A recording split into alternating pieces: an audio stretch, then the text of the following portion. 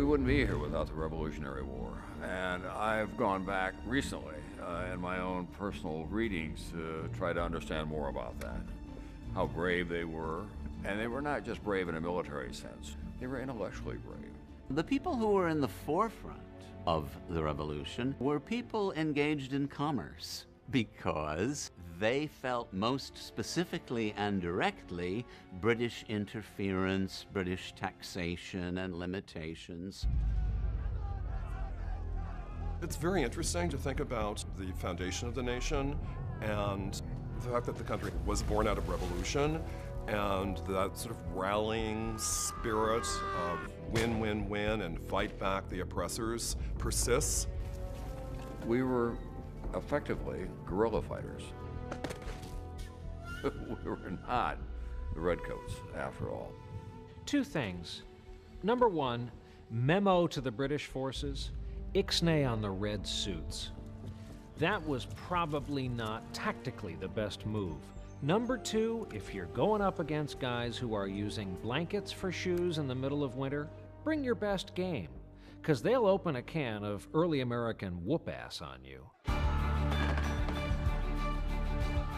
The American Revolution, in one sense, is an example of a war in which the weaker contestant prevails because it is more determined to persevere. It's almost the little man syndrome. We've always felt a little undersized, a little underappreciated, and I think whenever you're able to take those feelings and manifest them and to try to do something that's positive, to try to do something that's competitive, you give yourself a lot better chance of being successful. The British Army was fighting for a king. The Americans were fighting for their lives. And it's not so much how much equipment you have or how much training you have, it's what's in your belly, it's what's in your heart. And you know you're fighting for your lives in a way of life, as opposed to fighting for a monarch who you may not care about or may not love, but it's your job. That's all the difference. You're going to fight harder if you're fighting for your own way of life, if you're fighting for your families.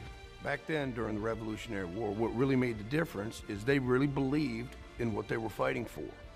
That's why the Americans actually had the advantage.